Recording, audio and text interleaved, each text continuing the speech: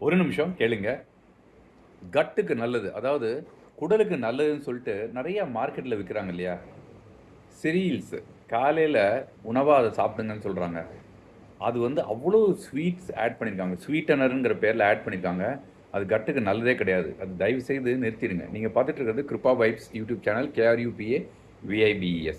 2வது ஃப்ளேவர்ட் யோகர்ட்ன்னு சொல்லி விக்கிறாங்க. நீங்க தயிர நெறைய தயிரா சாப்பிடுங்க. இல்லையா ஃப்ரூட்ஸ் அதில சேர்த்துக்கங்க. இது 2யும் மிக்ஸ் பண்ணி அது வந்து பூரா கெமிக்கல்ல வருது. தயவுசெய்து அது வாங்காதீங்க. 3வது பாக்கெட்டட் ஃப்ரூட் ஜூஸ்ன்னு சொல்றாங்க இல்லையா? அது பூரா நெறைய வந்து சுகர் சொல்யூஷன்ஸ் இருக்கு. பழங்கள பழங்களா சாப்பிடுங்க. அதுதான் ரொம்ப நல்லது. 4வது ஐட்டம்.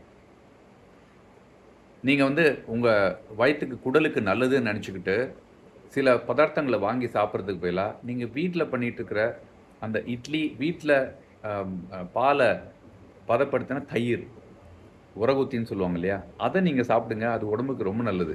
இது ரொம்ப நீங்க உபயோகிக்கிறது குடலுக்கும் நல்லது. 5வதா, சுகருக்கு பதிலா நான் ஸ்வீட்னர் யூஸ் பண்றேன். அதில சுகர் ஃப்ரீன்னு இருக்கு அப்படின்னு நெனச்சீங்கன்னா, அது பூரா கெமிக்கல். அது நல்லதே கிடையாது உடம்புக்கு. குடலுக்கும் நல்லது கிடையாது. அதனால நெறைய விஷயங்கள் குடலுக்கு நல்லதுங்கிறது, வீட்டில நீங்க சமைச்சு சாப்பிடுற ஐட்டம், வீட்ல நீங்க உரஊத்தி சாப்பிடுற தயிர். இதுதான் வந்து உங்களுக்கு ப்ரோபயோட்டிக்ன்னு சொல்லுவாங்க. அந்த மாரியான தயிர நீங்க சாப்பிடுங்க.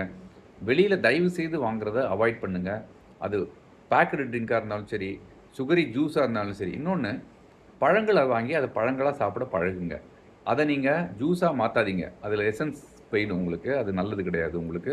பழங்கள பழங்களா சாப்பிட்டீங்கன்னா, உங்களுக்கு ஃபைபர் கன்டென்ட்டும் ஆட் ஆகும். Thank you so much. Bye bye.